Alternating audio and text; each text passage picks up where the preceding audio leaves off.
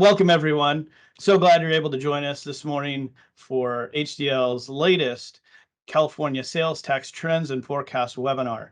Myself, Bobby Young, Client Services Director here at HDL Sales Tax California, and along with me, as has been the case recently, Brett and Tracy, both fellow principals on the sales tax team. We all meet with clients. So blessed to have so many here in California to be able to serve. But what we meet with clients every quarter to give and provide what the results are locally, and then also, as we'll do today, talk a little bit more statewide and some of the bigger trends. A little bit about HDL for those that may not be as familiar. This is our 40th year, our 40th anniversary year. So we're excited to be able to celebrate that all throughout 2023. We are 100% employee-owned company, and you can see there a lot of our blessings, and we're so grateful to be able to serve over 600 clients nationwide now. We have a 99% retention rate, and just really privileged to be able to help local communities that throughout. So while we're all here, let's go ahead and jump in to the results this quarter. You can see on the screen.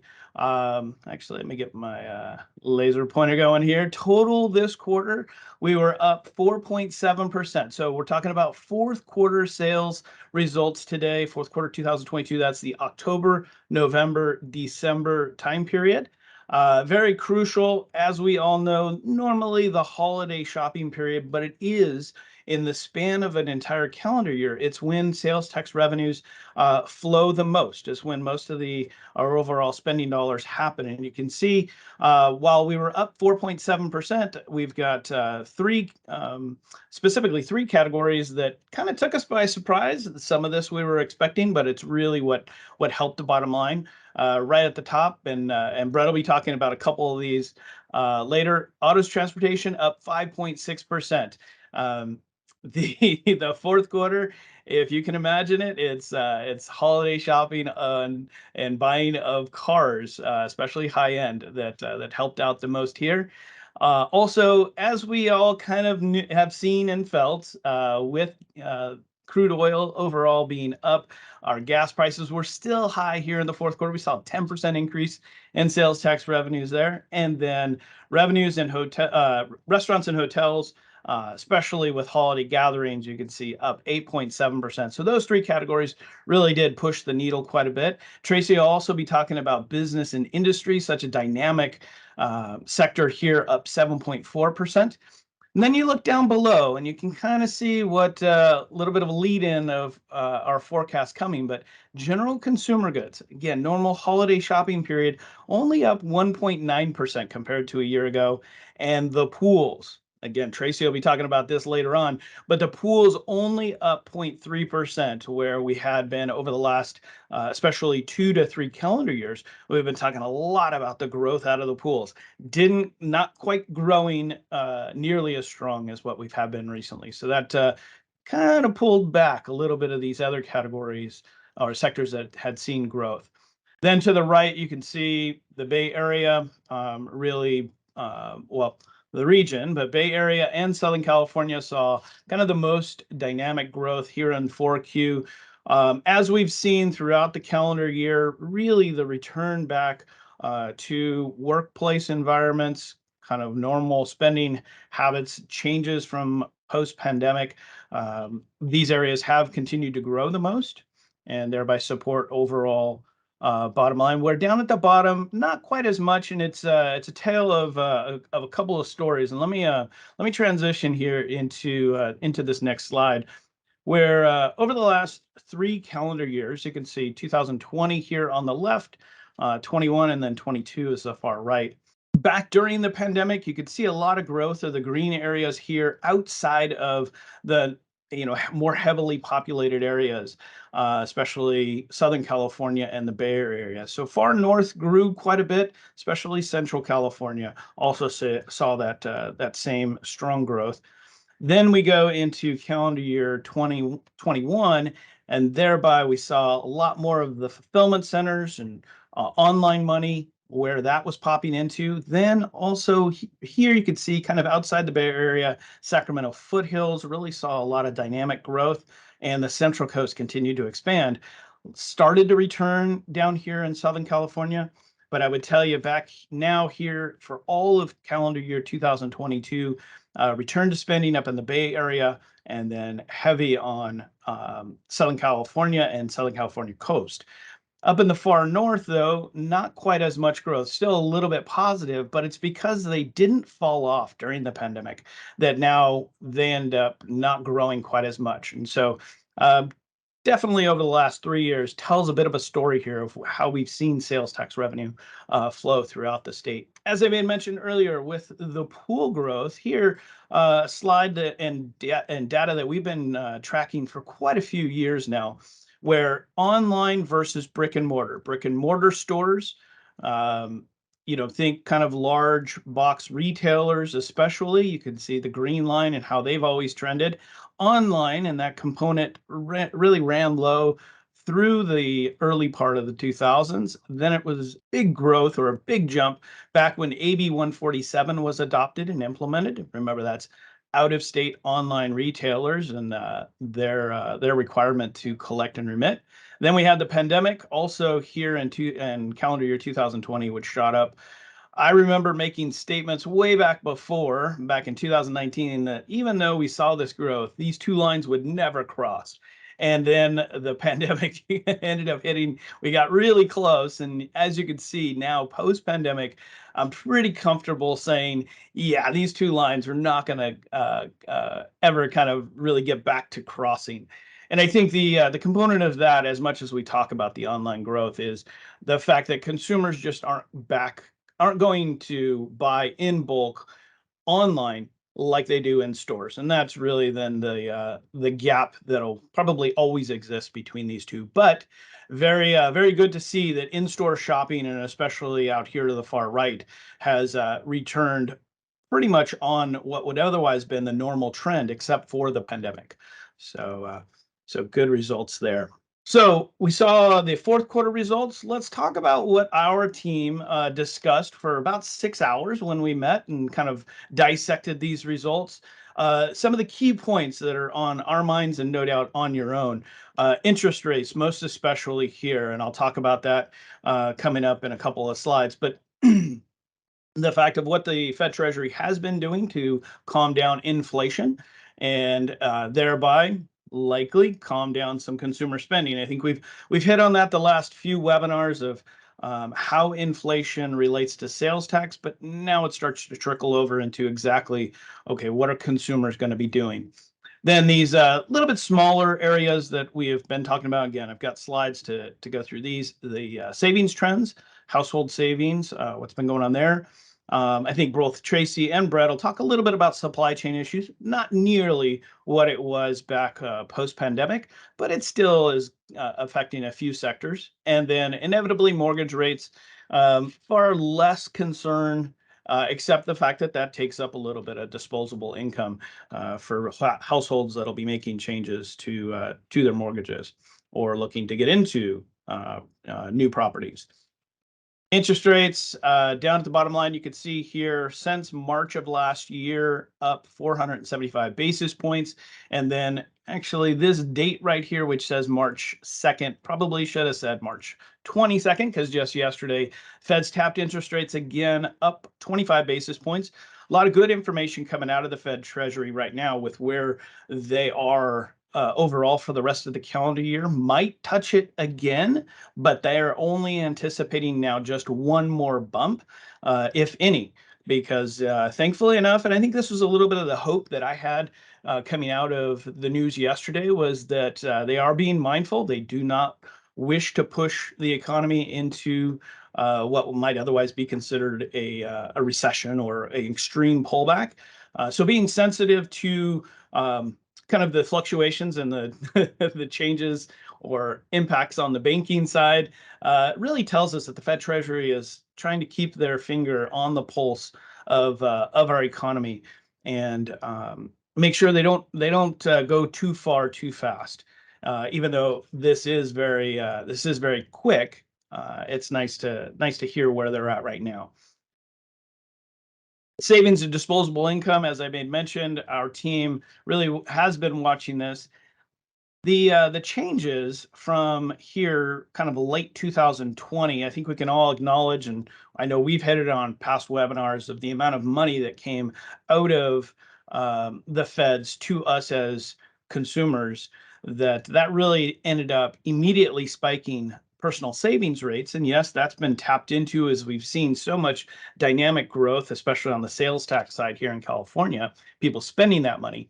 I think down here at the bottom is again a little leaves us a little bit of hope where yes, folks have been tapping into that savings, but now we've kind of buoyed around this 3 to 4%. When we roll back in time over the last maybe decade plus, you can see usually somewhere between 5 and 10%, and that's where that little slight uptick from where we were just a couple of quarters ago gives us, all right, maybe folks have kind of understood and are starting to kind of monitor, not push too far with regards to what you see here, which is overall consumer spending. And this is, to put a little bit of context to this, month over month changes here, the actual months themselves in different colors. And you can see ranging from September all the way to February, which is a little bit past the data that we have, right? It's more a little closer to the time period we're in. But this is total credit and debt card spending per household, okay, with percentages here noted on the left. So as we range through, what's kind of took our note is we've got the total down below, and December spending down a little bit month over month. You can see October became we had a little bit more positive, so trended down. January and February, though, has returned into a little bit more of a positive category or a positive range. Then we break this apart into both retail and services, which a lot, as our team talks about, retail, a little bit more sales tax related, services not sales tax related. So this growth that we see here, February especially, kind of spending more on services. Again, a little bit of a telltale sign for us as we think about what's to come.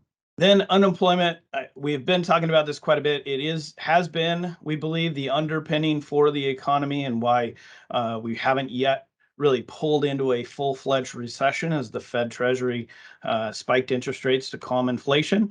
So you can see all the way to the left here, historically low unemployment, likely to continue for quite some time.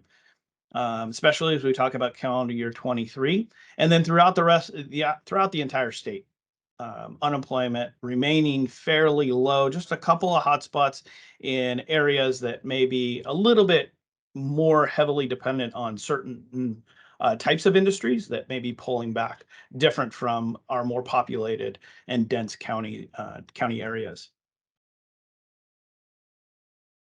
So the outlook, you can see here on the screen, right in the middle, what we saw this quarter overall, statewide, up 4.7%. And then we don't go too far. You can look to the right here. You can see when our team believes that we're going to squeak out a little bit more positive growth out of 1Q, and that would be the January, February, March time period. We'll talk through individual sectors, and both Brett and Tracy will kind of highlight why our feelings are that way. But then as we go the rest of 23, calendar year 23, you can see we're really getting into that leveling off of overall statewide growth from sales tax. Has a lot to do with now the continued effort of the feds raising interest rates to calm inflation, consumers having to readjust overall household spending, maybe pulling back. Again, we're not in a recession. We're not talking about a recession. We're talking about a continued slowdown, really easing our way through this.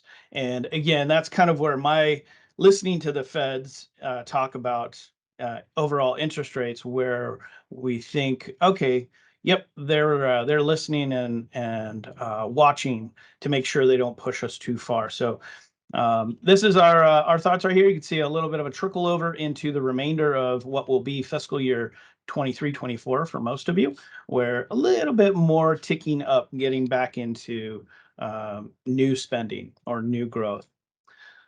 Then to hit that point home here, you can see we've got the total year over year sales tax generated up top here. Those are the same numbers you just saw, but breaking apart then local place of sale and noting that the difference between these two is the growth out of the pools or the changes out of the countywide use tax pools. But most importantly, for what your local businesses may be experiencing. You can see as we go longer in calendar year 23 here, kind of expecting more of a negative dip. And if we're going to talk overall flattening, it's the pools that may still grow a little bit to keep us flat overall. At this point, I'll transition over to Brett to start talking about some of the major industry groups. And we're going to start with autos and transportation sector. And the first chart that we have here is about the prices, and prices has been the story. Increase of prices in this sector has pushed the associated sales tax up significantly over 4 or 5 quarters now. And what this chart is showing is that it's still increasing, but it is slowing down. So you can look back at the second quarter of 22, we had a little more than 13% growth. And third quarter, a little bit less than 10%. And now we're all the way to 3.7%, which is slowing down significantly. Here in terms of trends in the fourth quarter, we are continuing to see an increase in registrations. That's slowing a little bit as well, but it is expected to grow in 2023. Supply is expected to catch up with demand, and that's going to have a downward pressure on both the prices of vehicles and the sales tax associated. Affordability is continuing to weaken, and it's not getting better, mainly to the macroeconomic factors that Bobby was talking about, inflation, and combining that with an increase in interest rates and falling trade-in values. Affordability is just not there. In terms of the overall forecast, we were right on target. We had estimated 5%, and the actual results were 5.6%. And consistent with Bobby, his discussion on where we are projecting as a team statewide, the overall forecast, we're going to talk about that story in the individual major industry groups. So we've got one more quarter, first quarter 23, that is projected to be up. We still have continued solid demand for vehicles in this quarter. And one thing also to mention is in terms of affordability, the prices of vehicles is continuing to go up, especially luxury vehicles. And auto dealers, with the inventory dropping, they're taking advantage and selling the vehicles that they can to increase their bottom line. So we're seeing an uptick, continued uptick in luxury vehicles, which is really interesting. We've seen that pattern over 4 quarters now. We will, as consistent with what Bobby was discussing statewide, we are going to see reduction coming up. So you can see in the 4 quarters coming up, we've got negatives in the third quarter, fourth quarter, first and second quarter of 24. So all of fiscal year 23-24, we're projecting a 3.3% drop in this sector. And barring any major recession, when we get to those out years, 24-25 through 27-28, we are projecting more comparable levels of annual increases ranging from 3 to 3.5% as we go out into the future. So that will be, we want to get past 23-24 and get back out to normalcy in those out years. That's the story that we're talking about in each of the major industry groups today. So let's talk about fuel and service stations sector, and in terms of pricing being the factor driving the sales tax in this sector, just like in autos and transportation. This particular chart is intended to show a reduction anticipated in both the West Texas Intermediate, the WTI oil barrel prices, which is a key factor in determining and helping to benchmark the prices at the pump. So we're showing a downward trend in WTI prices anticipated in 23 and 24. And on the right side, we're looking at actual prices at the pump. You can see in 23 and in 24, we're anticipating continued reduction of prices. So that is going to be downward pressure and the opposite of what we've been experiencing and all of you have been experiencing over the last year plus, where we've had upward pressure on prices, oil barrel prices have been up, demand and consumption has been up, and it's definitely starting to come back down, anticipated to be down in 23, 24, a little more than 6% overall. And when we get to the out years, then we will be back to normalcy. So this is the trend consistent with our forecast. And here we see the prices, again, looking at downward trend. Pump prices peaked back in the second quarter of 22. And now the quarter that we're living in, the average first quarter prices are 9% below where they were 1 year ago. And with prices continuing to fall, this will have a downward impact on the sales tax associated, consistent with our forecast. Here we see we ended the fourth quarter 22, really positive results, 10.2%, really consistent with what we had forecast at 10%. And then the negative start. So we've got the quarter we're living in, downward pressure, a -5%, -10%. And you can see all the way out through 23, 24, we have negatives. So that's what is consisting of that 6.4% overall reduction. We've had in this first quarter some refinery breakdowns and maintenance. So that's been actually pushing the prices up a little bit, but we are definitely anticipating them to come back down and demand and consumption of fuel reducing as we get through this rest of this calendar year and on into 23, 24 fiscal year. Overall, when we get to the out years, we've got one flat year in 24, 25 projected at 0%, and then back to 2% annual increases in the 25, 26 through 27, 28 fiscal years. Now we're going to talk about building and construction, and overall the factors here, the trends that we're seeing. The story in building and construction is one of a flattening out. So we've got offsetting factors that I'm going to talk about here. The non-residential projects are offsetting single-family residential activity. So interest rates, that macro factor that Bobby had mentioned, is having an impact, slowing down new housing projects. We are continuing to project home improvements with people staying home, not purchasing as many new homes. We are anticipating that the activity in the building construction will offset the reduction happening from new homes. We've got statewide permit values that are slowing, and weather is going to be an offsetting initial boost to spending. So definitely a combination of factors that are offsetting each other. And that's reflected in the forecast here. Fourth quarter 22 was very solid. We had forecast 8%. The actual results came in at 5.4. And then look at that flattening out. When we start in the quarter we're in now, 0.3%, all the way out flat through fiscal year 23, 24.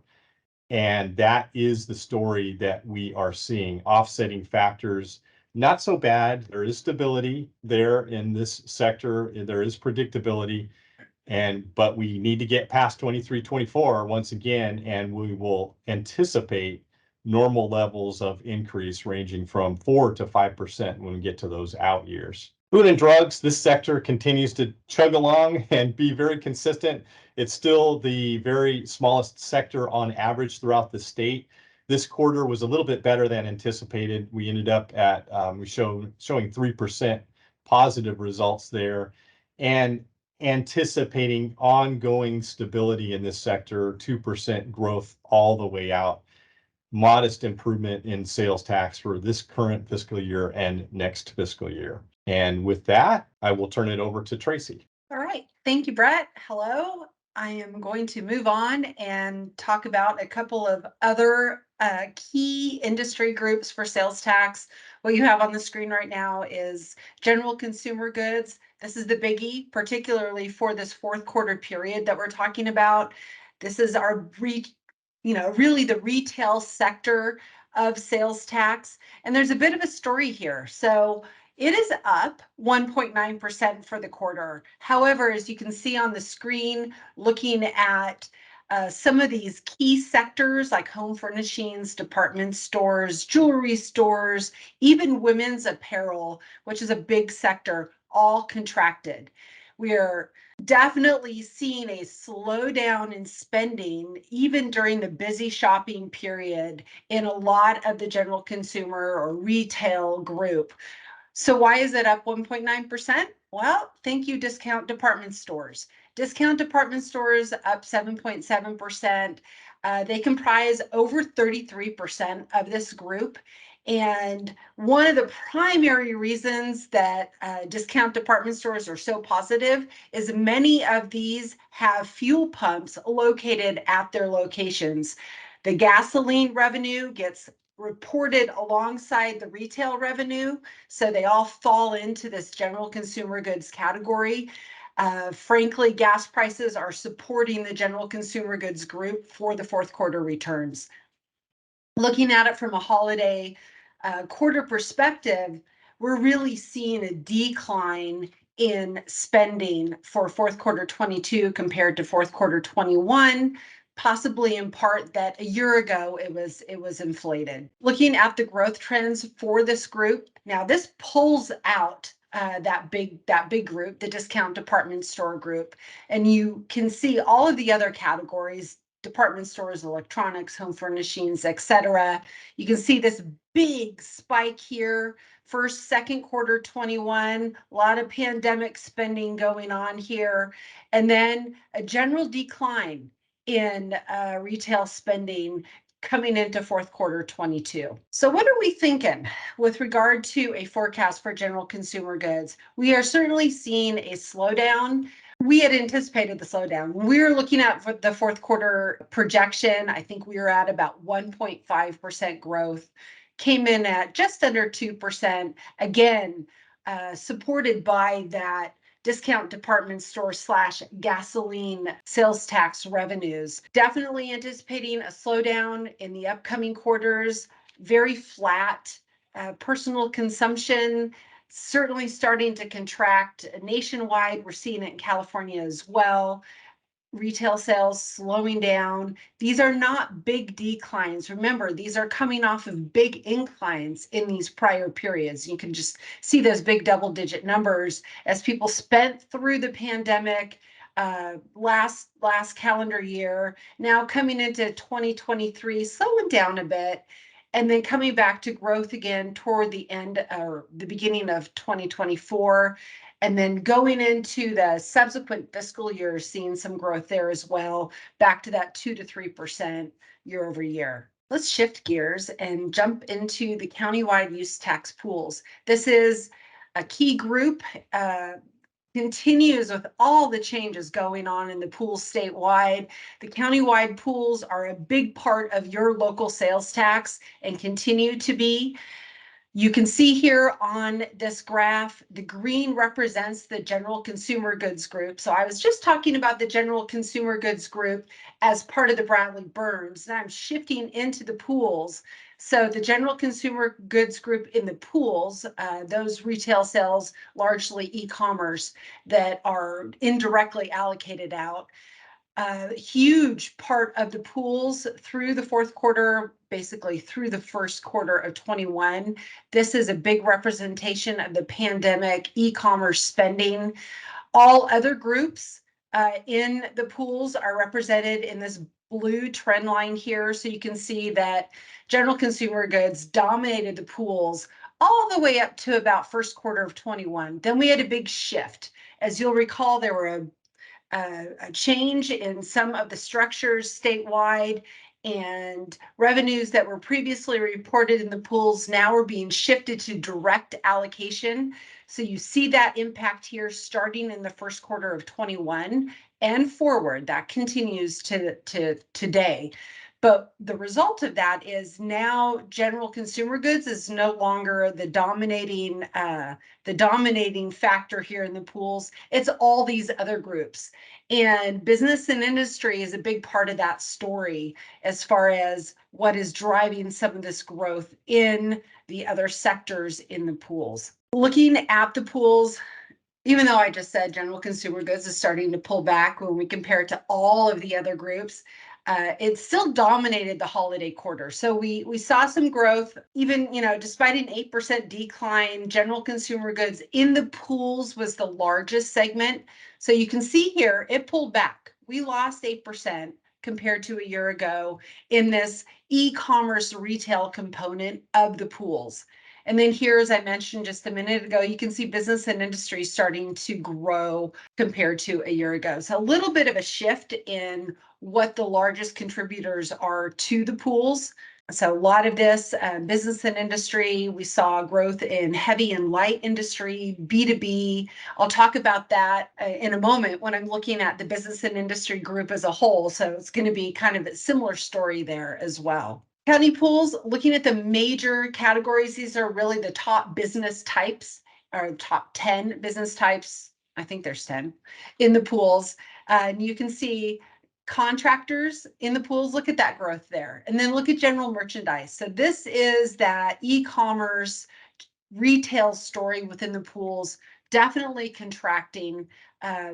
We saw a contraction in the pools with used auto dealers, and then also biomedical was a little bit of a slowdown. This is part of that business and industry group, and electronics and appliance stores. So general merchandise and electronics during that fourth quarter period, that busy holiday shopping period, big contraction. And those are two key areas. And then, of course, we see down here, all of these increases here are all related to that business and industry group. Looking forward for the pools, what are we thinking? We do anticipate e-commerce to stay here. Experts remain pretty bullish about e-commerce, even though we're seeing some inventory changes here in California with relation to whether these revenues remain in the pools and are indirect allocations versus direct allocations. That continues to be shifting in the pools and with the business and industry group, which I'll talk about in just a moment. However, we do anticipate e-commerce to continue. Looking at fourth quarter of 22 for the pools, we came in at 0.3%. This is a dramatic reduction from what we thought we were going to see when we did our projections last quarter. We had projected 7%. So this is the one area where we kind of missed a little bit, in part because we had a number of new fulfillment centers coming online, and direct allocation then being attributed to those centers instead of indirect into the pools. So that continued shift of revenues had an impact in the fourth quarter. However, looking forward, we anticipate growth. I think the rest of this calendar year will be a little slow, 1% growth, and then going into 24, calendar year 24 and beyond, into the future fiscal years, looking at 4 to 3% growth in the pools pretty consistently. This is effectively establishing a new baseline in the pool revenues. I mentioned fulfillment centers. I've talked a little bit about that shift out of the countywide use tax pools from indirect allocation to direct allocation, and this is what I'm talking about. So looking at fulfillment centers, these are those big warehouses that are truly fulfilling orders, often with robotics, across the state of California. They are the largest component of the business and industry group. They're over 30% now. Used to be about 20%, and this has been growing pretty consistently each quarter as more fulfillment centers come online. And those sales then out of those fulfillment centers, considered places of sale, then become direct allocation. So that revenue is coming into business and industry as a group out of the pools. So I'm taking money out of the pools and putting it into business and industry. Big dramatic growth in fulfillment centers, really starting with fourth quarter 19 all the way through fourth quarter 20. You can see that here. This again is AB 147. It's pandemic spending. It's just e-commerce really getting a big shot in the arm there and continuing that upward trend. Then in first quarter of 21, when we were looking at the pools just a minute ago, we saw everything coming down because it all came into fulfillment centers. So we see this big boost here all throughout calendar year 21, a big increase. And now we're at a new baseline, starting with first quarter 22 into fourth quarter 22, the quarter we're talking about today. Definitely new baseline, fourth quarter 22, the axes kind of hide it a little bit, but this is still reasonable growth. This is 11.5% growth for fulfillment centers. Anticipating this to continue a little bit, and then just kind of leveling off 3 to 4% growth in the out years. Looking at business and industry and the top business types that drive this group, this is a big group. I'm pulling out fulfillment centers. I've just talked about them. So again, they're 30% of this group, but let's pull them out. Look at these other sectors within the business and industry group. Medical, biotech, light and heavy industry, electrical equipment, often associated with big solar projects or big, battery storage projects. Business services, that's kind of B2B, warehouse, construction equipment, and then office equipment, a little, the titling is a little off because that includes information technology as well. So everything that goes into the office there. These top 10 business types, less fulfillment centers, average growth of about 5.1% in the quarter. So definitely seeing a lot of growth in this sector. As a reminder, there's 21 very diverse business types in this group, and it's going to be very unique depending on your agency and your tax base. So depending on where you are in the state and what your tax base is, you may not have any medical biotech industry in your city or any heavy or light industry. You might be all farm and agriculture. So again, this is going to vary. These are statewide averages here when we're looking at the forecast, but it's going to vary agency by agency. Looking at trends, a lot going on in the industry, kind of in the industrial sector. I talked about fulfillment centers. In the industrial sector, we're looking at a bit of a contraction in the ISM manufacturing index for the fourth consecutive month. So a little bit of a slowdown. Inventories are growing, prices are high, demand has come down a little bit. So all that being said, even in fourth quarter, though, we still saw increases in sales tax results, and we anticipate that output in the second half of this year will continue to be relatively strong. Looking at the forecast, fourth quarter, we projected 6% growth, came in at 7.4, a little bit more than what we had anticipated. We think we'll still see growth through the rest of this calendar year, so fairly strong numbers. First, second, and third quarter. Again, these are statewide forecasts, not individual agency. And then slowing down a little bit as we get into calendar year 24 and beyond, really that 2 to 3 to 4% year-over-year growth average. I'm going to shift gears and I'm going to talk about food and fun. This is my favorite category. So restaurants, looking at what's going on here, restaurants came in slightly under forecast in the fourth quarter at 8.7%. Still some pretty significant growth going on in restaurants. Looking at kind of some of the stuff that's driving these trends, working from home, boy, has this been a change for all of us, but it is impacting the restaurant industry as well. So as our schedules have changed, so has how we eat food. We're eating a little bit more at home, a little bit less in the restaurants. Operators are feeling some intense competition. They're still challenged with labor shortfall and the ability to really have solid service. I think foot traffic is starting to slow down a little bit. We're looking for deals. And then we're shifting more also to, we're buying less stuff and now we're looking to do more fun stuff. So leisure and entertainment is still in demand and up. And hotels Daily rates are almost 14% above the pandemic levels, and we expect that to continue to increase. Travel is increased, surpassing 2019 levels this year, most likely. Quick, just kind of looking forward with restaurants with regard to cash receipts. Looking at the CDTFA website, we can see for January and February what those results are. Very strong. So 13% year over year results for January, and then 7% for February. Looking at the forecast for restaurants and hotels, where are we going? We think it's still going to be pretty strong going into first quarter. As I mentioned, we're up just under 9% for the fourth quarter results. Looking at the balance of calendar year 23, fairly strong. Going forward all the way into the outgoing fiscal years, 3 to 4% growth.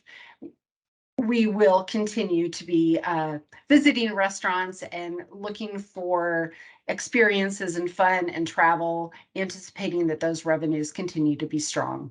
And I think with that, I'm going to turn it over to Bobby. Thank you, Tracy. And let's bring us home and kind of wrap up our webinar, or at least kind of touch on the high points of what we hope to have everybody take away from.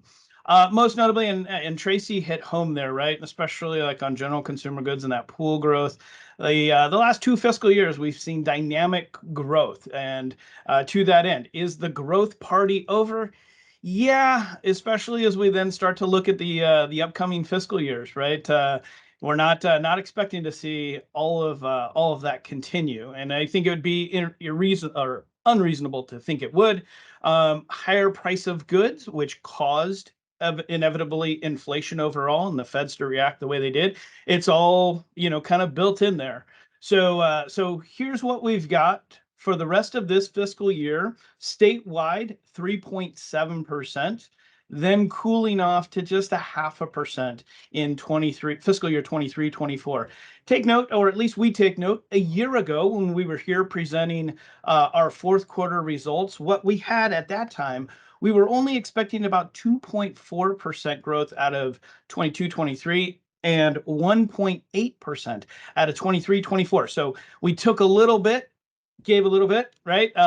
We've got some better results here at the end of calendar year 22 than we had anticipated, but that's what steals a little bit of the growth from next year. So for about the last year or so, we've kind of been anticipating this slowdown, then expecting starting in kind of the back end of 24 and 25 to start seeing normal historical growth return. So as you guys, a lot of you will be doing multi-year type forecasts. This is that trend that we're expecting, as a bit, 1 year slowdown, then start to come out of it and get back into the 3 to 3.5% growth that we've normally been experiencing. And as a reminder, coming up, the meetings that we'll be scheduling. Last quarter, when we met with all of our clients, we provided a sales tax update. We'll be doing that again by default. So as we meet with clients, kind of the end of this month, all throughout April and the beginning of May, as you finalize your forecast, we'll be updating our numbers and building in these trends. Again, we hope, let's go with that. We hope that we've been back on trend, really kind of seeing the economy. I know for many of us, the dynamic growth there of the last couple of fiscal years caught us by surprise, and a very welcome surprise at that. But now we're seeing things as they're happening. The banking industry and some of the fractions that are being caused right now, hopefully there are just a couple of players within that sector that maybe took some chances and got burnt at the back end of that, Silicon Valley Bank being one of them. It sounds like the Feds are on top of it to really make sure that there doesn't become kind of mass hysteria around the banking. And I would tell you that our forecast at this point also considers that with this as a part of this slowdown here, really unaffected otherwise by the banking industry. And with the Feds and interest rates, they tapped them again. Everything that I read says that Wall Street had already built that in to their expectations this month. They are starting to build in maybe one more, but otherwise, yeah, the economy hopefully kind of stabilizes and we as consumers just keep going about our way. Now, I think we've talked about this a lot in the past with us as consumers, and when we're talking about things like general consumer goods, is that element of demand spending versus discretionary spending. And I think that's really, as we go into a slowdown, it's the discretionary part that comes off first, and most notably there as a part of 23, 24. But the demand spending and that which we buy day to day, whether it be fuel, as Brett talked about, or just general consumer goods from big box stores like Tracy talked about, or restaurants, a lot of that we do expect to continue. The other element here, as we put over a decade of historical and future all kind of looking together, it's a reminder of what the pandemic caused, especially there at the end of fiscal year 1920 and the dips that we saw. What we've experienced most recently, all the way up through the current fiscal year, is kind of that rebound and a return. If we were to put it onto kind of a line chart over a trend, you'd see we're right there back on board with where we were before. So as we get that question, we get the question a lot. If we have a recession, what does that look like? Does it feel like? Are we going back to the Great Recession type of revenue? I think we would all kind of agree that we're in a different point now. The sales tax world and the sales tax revenue generated is at a different point. If we do get a recession and a pullback, it may not even go back into where we were at fiscal year 1920 from a total number perspective. So again, and I give that out because I know a lot of our finance professionals are getting questions from either management or council or the community about, hey, what if this happens? When we look back, I don't think we go back too far, because the sales tax world is different now. Sales tax revenue world is a little bit different than where we had been previously. So one more thing before we go into the questions and answers. Along the ends of revenue generation, our next webinar is going to be on Thursday, April 20th. Feel free to go to our website and register if you'd like. We're going to be talking about grant revenue, and especially indirect costs as relative to grants. And so many of our agencies, both big and small, receive statewide and federal grants that have indirect costs as a subset of it. Kimberly and Nicole will be talking about how to maximize that and maybe take a little bit of stress off your general fund if you're subsidizing those grant monies. So feel free to register. Coming up here pretty quick. Again, it's just another way to eke out a little bit more revenue, especially if we think the coming years sales tax is going to start to tighten up. So many are going to be looking for every place that we can to get a little bit more. Now, questions and answers. Any trend info regarding business travel from Kristen Lee? Yes, the hotel and hospitality industry is expecting, while there hasn't been as much during calendar year 22, starting in calendar year 23, the expectations are much like we were just about a month or so ago at the CSMFO conference in Sacramento, is that return of business travel. And so a lot of hotels are anticipating both business travel and recreational travel this summer. So the trends there are expected to help the overall industry, and especially if you're thinking about your TOT revenue in a community that does have more of the convention center type of draw, you'll likely see a little bit more of a bump up there. Businesses have been mostly profitable.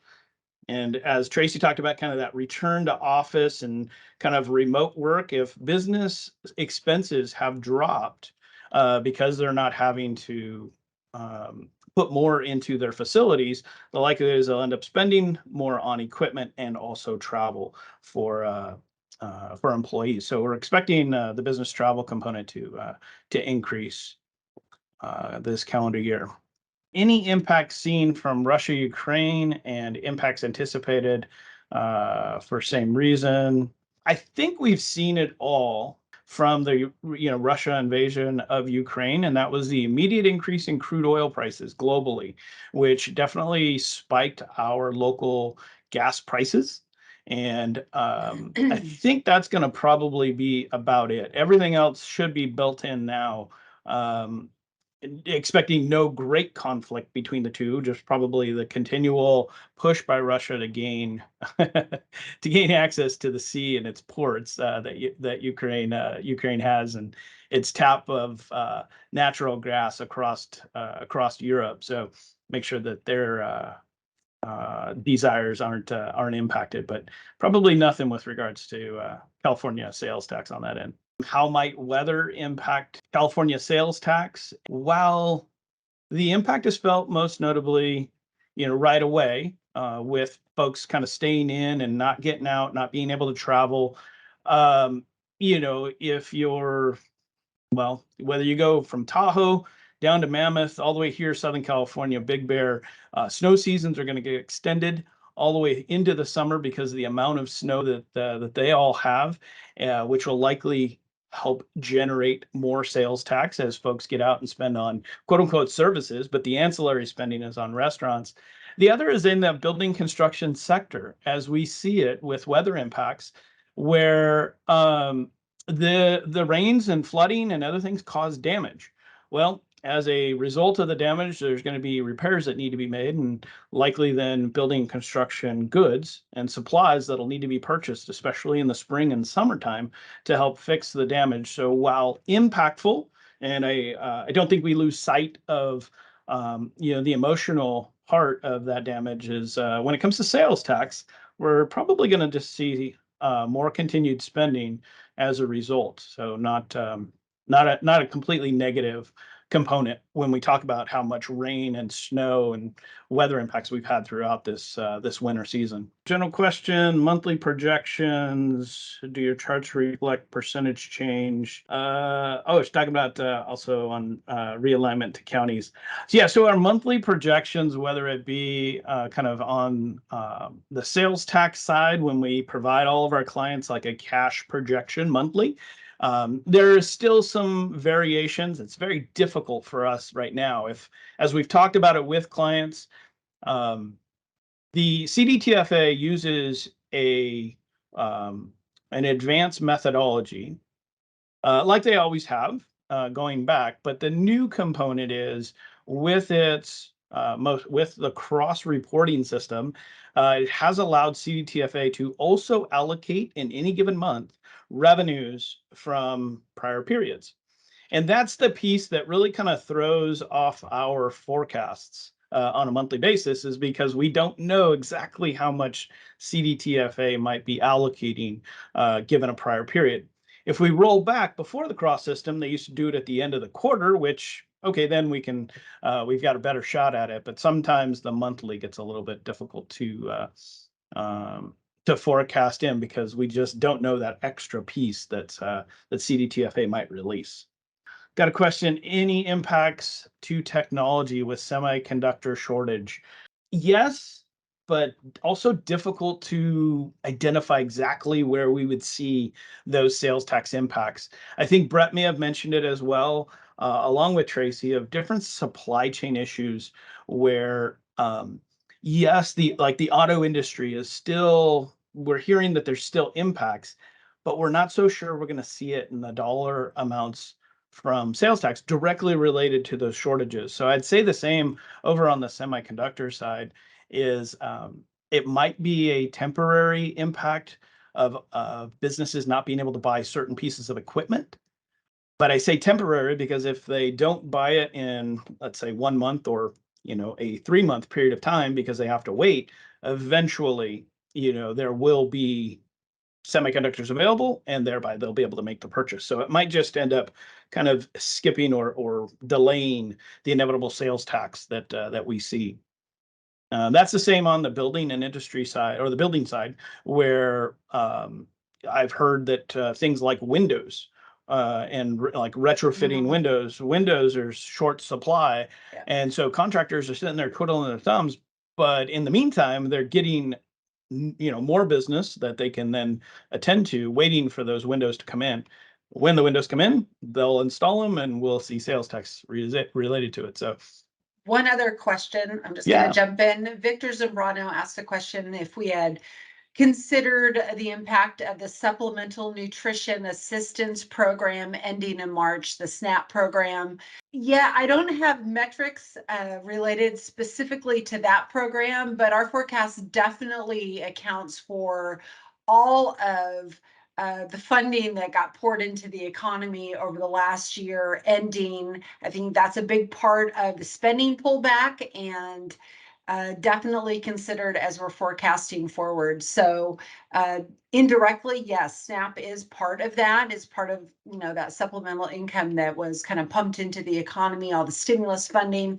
We are anticipating that to now pretty much be gone, and that is part of our projection. So thank you guys again so much. Have a great rest of your day.